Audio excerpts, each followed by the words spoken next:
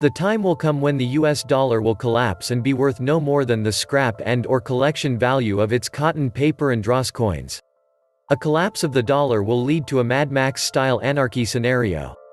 Anything could happen, and sometimes countries experience unrest during a currency collapse and debt crisis. It will lead to a total collapse of society. The effect of devalued dollar reserves on foreign countries is less clear and probably depends on each country. In case of a major systemic collapse, your best bet is probably to go for rural areas. Food shortage and urban unrest are the two things you are trying to avoid. Plenty of countries have lots of land. Like Russia, which probably be able to sustain a functioning energy market with their natural gas alternative. Scandinavia would be a good choice in summer. Welcome to the Atlantis Report. The dollar is the global trade and reserve currency. Everyone deals in dollars. So the countries which you should choose should be the ones who do not deal with the dollar at all but or will not in a few years. So, if they're able to sustain for a few years and go on without using the dollar, they'd be a great choice.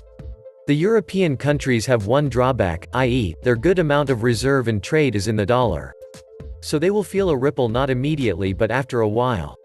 The truth is that no country is safe if the dollar falls because someone or the other you deal with does rely on the dollar, and this leads to you getting affected if they do. It's the domino effect, and the first to start this fall would be the dollar. If the dollar collapses, foreign investors and central banks will stop demanding dollars. US bond prices will fall, or US interest rates will rise. Mortgage and credit card rates will soar, sending the US economy back into recession. The US government will respond by opening the monetary floodgates, printing as many paper dollars as necessary to keep the economy from collapsing. This surge in supply will send the value of the dollar through the floor. Prices for most things will skyrocket, and people whose life savings are in cash, bank, or dollar-denominated bonds will be wiped out. Many US financial and manufacturing companies will go belly up, along with their stockholders.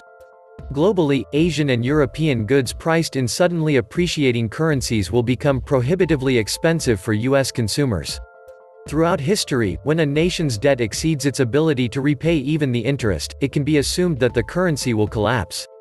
Typically, governments exacerbate the situation by printing large amounts of currency notes in an effort to inflate the problem away, or at least postpone it. The greater the level of debt, the more dramatic the inflation must be to counter it. The more dramatic the inflation, the greater the danger that hyperinflation will take place. No government has ever been able to control hyperinflation. If it occurs, it does so quickly and always ends with a crash. Although there are observers, myself included, who frequently discuss what a reserve currency crash would mean to the world, there is little or no discussion as to how this would impact people on the street level, and perhaps that discussion should begin. When currencies crash, the state often tries to float a new currency. Sometimes, it's accepted, sometimes not. Generally, the people of the country, and those trading within the country, move immediately to the next best thing. In 2009, when the Zimbabwe dollar crashed, several currencies were used, but the US dollar was the clear favorite, as it was the world's reserve currency and, therefore, the most spendable currency. No wonder, the Zimbabwean government fought the use of the dollar, as they wanted to retain control of the economy and the people. People were, therefore, penalized for using the US dollar and other currencies. And that's what most governments do, but here's where that idea usually falls down. First, the black market currency is so desired by the now jaded citizens that they do all they can to avoid the new official currency. Soon, most transactions, although illegal, are undertaken in the black market currency.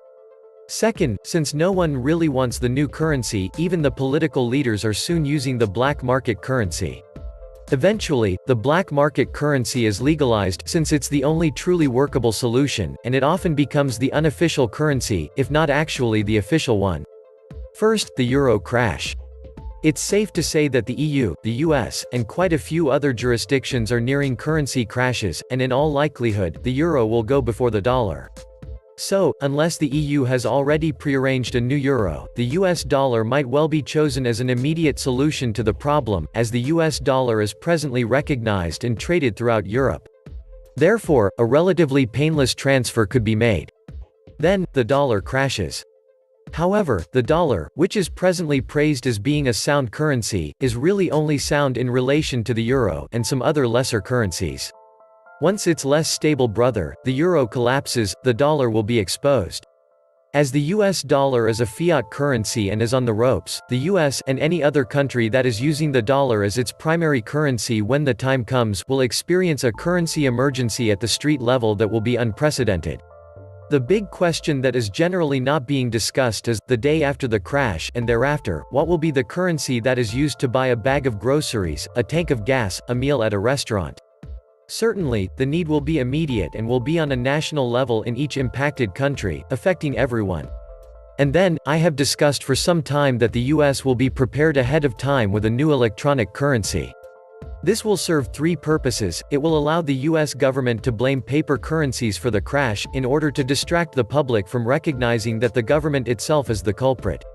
It will allow the US government to create a currency system that disallows the holding of tradable currency by the population. That is, a debit card would be created by banks through which all transactions must pass, assuring that all transactions are processed by, and thereby subject to the control of, a bank. It will allow the US government to have knowledge of every penny earned and spent by any individual or organization, allowing for direct debit income taxation. If the US does institute such a system, US citizens will then become the most economically controlled people in the world, overnight. It's likely that a black market system would spontaneously be created by US citizens in order to bypass the new government system. A portion of daily trade would occur under the table. It would unquestionably be made illegal, and we can only speculate as to how prevalent it would become. 10% of all transactions? 30%? Anyone's guess. Surely, the government would crack down, and penalties might become severe. Anywhere else in the world, there would be greater freedom, but what would their currencies be? There are many countries that presently use the US dollar as one of their official currencies. After a crash, the greater the link to the US dollar, the greater the loss of economic freedom, although, in most such countries, the government is likely to be less efficient than in the US, which would work in favor of the individual. Such countries would also have the alternative of switching from the dollar to another dominant currency. With the euro and dollar gone, that currency might be the Chinese yuan. The difficulty with this possibility is that, presently, the yuan is not in common use on the street. Adoption of a currency such as a yuan would require a sudden switch in monetary policy, complete with teething problems. Nonetheless, recent developments amongst the BRICS and others indicate that many countries are already seeing the writing on the wall and are readying themselves for the use of the yuan as an alternative. A return to precious metals as currency? A further possibility is taking place in Mexico today. Mexico is remonetizing silver. A 1-ounce pure silver Libertad coin will function in parallel to, and be interchangeable with, the existing paper peso. Banks will value the Libertad daily, based upon the silver price. Thus, Mexico will create a legal way for its citizens to protect themselves against the devaluation of the peso, whilst creating internal protection against currency crashes in other countries. If the Mexican government remains persistent in its plan, it will do more than simply help stabilize Mexico economically. It will serve as an example to other countries that, when the Goliaths of the euro and US dollar fall, there is a very sound alternative. Further, the more countries that follow this policy, the more silver, and for that matter, gold, would become an international currency. It would matter little to a gas station owner in Canada, Australia, or Chile whether his till was filled with coins marked Mexico, or whether they said Iceland, New Zealand, or South Africa. After all, an ounce of silver is an ounce of silver, no matter what the issuing country is. As the great unraveling proceeds, we would be wise to monitor what happens with the Libertad in Mexico and watch for a similar return to precious metals in other jurisdictions. As this development progresses, we might wish to consider that, whatever jurisdictions are the most forceful in demanding the continued use of doomed paper currencies, or, worse, transferring into electronic currencies, we may choose to store our wealth, no matter how great or small, in a safer jurisdiction. Further, we may choose to reside in a jurisdiction where a currency crisis will be less likely to occur, to live under a government that does not seek to monitor and tax our every economic transaction. Unfortunately, there's little any individual can virtually do to change the trajectory of this trend in motion. The best you can and should do is to stay informed so that you can protect yourself in the best way possible, and even profit from the situation. We think everyone should own some physical gold. Gold is the ultimate form of wealth insurance. It's preserved wealth through every kind of crisis imaginable. It will preserve wealth during the next crisis, too. But if you want to be truly crisis-proof, there's more to do. Most people have no idea what really happens when an economy collapses, let alone how to prepare. Given the global nature of the world market, particularly how oil is denominated in the US dollar, it's presumably that every economy will be considerably impacted. A shift to an international currency would probably occur quite quickly, one that includes a basket of currencies and a considerable amount of precious metal backing, gold and silver. Countries are also likely to bypass the US dollar and enter into direct trade deals with each other. China has already started this with Russia, Brazil, Australia, and a number of other countries. This lowers the impact of US dollar exposure. Job stability. Jobs that have exposure to American exports will definitely be the hardest hit, so manufacturing, etc. Additionally, a lot of the global innovation industries such as IT, biotech, entertainment, etc. will be hit hard, as will international finance, which involves US transactions. Jobs least likely to be impacted will be those that cater to local needs such as local agriculture and essential service industries. Little to no social unrest. This will depend heavily on the following, I think: availability of food, water, and essential services.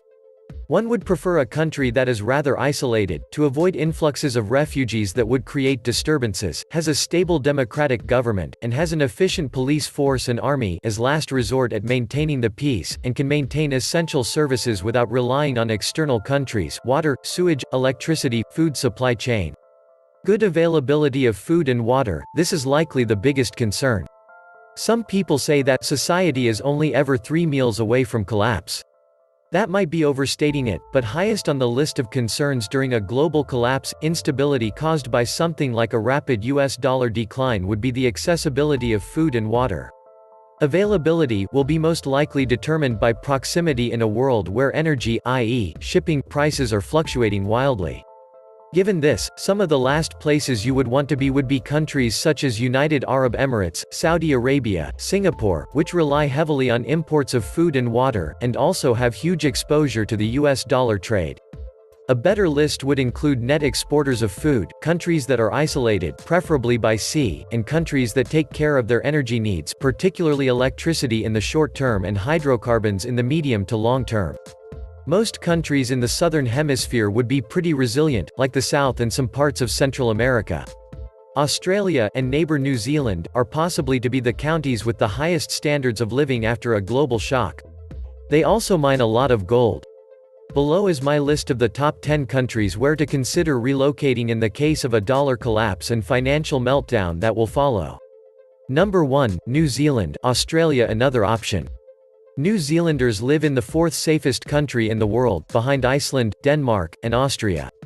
6 out of the top 10 most peaceful countries were European, according to the 2015 Global Peace Index published yesterday by the Institute for Economics and Peace. The study ranks 162 nations based on factors like the level of violent crime, involvement in conflicts, and the degree of militarization. New Zealand was named 4th safest, down from 2nd last year, and ahead of Switzerland in 5th, and Australia in 9th. Political and social stability, relative race harmony, geographical isolation and low levels of corruption and crime were behind the ranking. This is an exceptionally uncorrupt, honest, and decent society, and compared to other countries, this country is incredibly safe. Most of the safest countries had small populations and were based on strong welfare state principles. If you ever get sick or are in a car accident, you won't be asked to produce a credit card before you get treatment. That also helps build a stable society. Number 2, Switzerland. Switzerland is not a NATO member. Switzerland is not a member of the European Union. So, Switzerland is a neutral country. The land of Swiss people is a nuclear-free zone. It means Switzerland is very far away from world politics, games, and groupism. Switzerland has no fear of war-like situations. Switzerland will never face any nuclear attack in the future. Switzerland is not the enemy of any country. Everyone is Switzerland's friend in the world. Number 3, Denmark. Despite being a small country, Denmark used to face many serious issues due to crime and terrorism in the past. However, it has effectively tackled all those problems, and today, it proudly stands second on the list of safest countries in the world. Since the year 2012, Denmark regularly reserves its spot on the list of happiest countries too. Denmark consists of more than 400 small islands, and it is well known for offering equal opportunities and individual freedom. There is almost no gap between the top level and lower level of organizations. The government of Denmark is keen on the concept of internationalization that makes this country one of the most popular destinations for expats. Since Danish and Swedish languages are closely related to each other, it wouldn't be a big surprise to see a Dane and Swede having a conversation happily in their own tongue. English is taught as a compulsory second language in secondary schools. So almost everyone here can converse well in English. Regardless of its small size, Denmark has many things to offer in terms of outdoor activities, sports, and culture. Number 4, Iceland. Iceland is hundreds of miles away from any other land, so it shouldn't be a target in a World War III scenario. What's more, it's a great spot for fishing, so survivors would have an abundant food supply to keep them going until the world is rebuilt. Iceland is a safe and beautiful country, which could be a lifesaver in the event of World War III. Number 5, Canada, but outside of populated areas.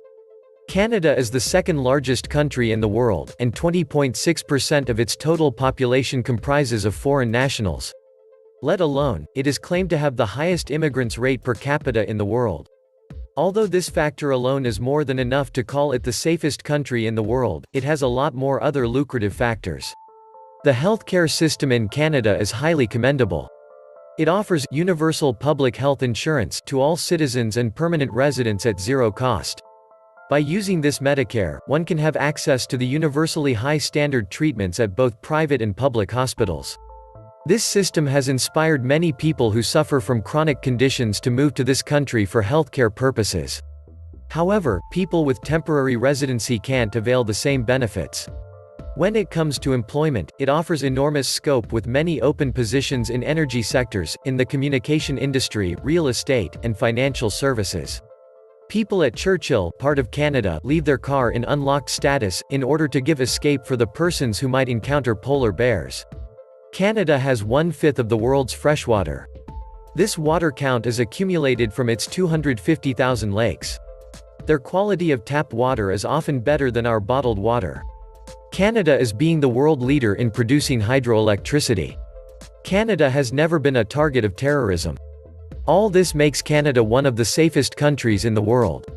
Number 6, Hawaii, but not in the populated areas. Hawaii is much safer than most of the USA in terms of crime. Number 7, Costa Rica. Costa Rica is the best Latin country to live, work, and invest. It is considered to be the Switzerland of the Americas.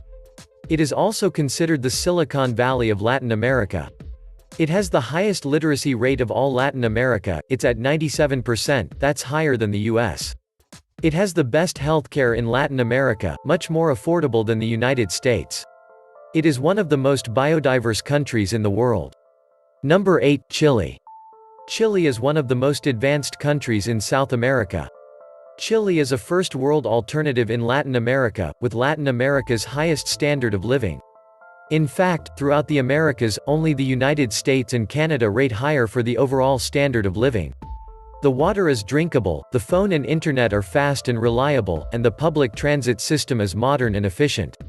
The highways are modern, fast, and well maintained. Number 9. Argentina, Patagonia. Some parts of it largely remain untouched and pristine. The farmland here is still cheaper than other places in the world. The strength of nature is very ever-present here, from the majestic Andes to the lonely cliffs by the seaside. It has one of the lesser population densities in the world, with about 2 million people dispersed across more than 1 million square kilometers in 2 countries. Number 10, Slovenia. Slovenia is a tiny beautiful country. People here seem most pretty and most welcoming. It has cavemen-friendly territory which has over 10,000 caves in Slovenia. Practically Slovenes have an abundance of self-confidence, have great respect for each other, and are broad-minded people. So no wonder why it's on the safest countries list. Slovenians love their towns. Their capital Ljubljana can be translated into the loved one. It has coastline around the only 46 kilometers, but the entire coastline is like heaven made. It is the safest country not only for humans but for animals too.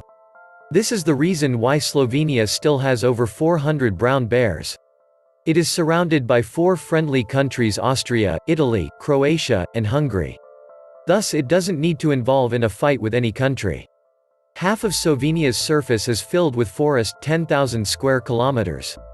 It is the third most wooded country in Europe. Slovenes have 53.6% protected land, which is higher than any other country except Venezuela in the world. This was the Atlantis Report. Please like, share, and subscribe. Thank you.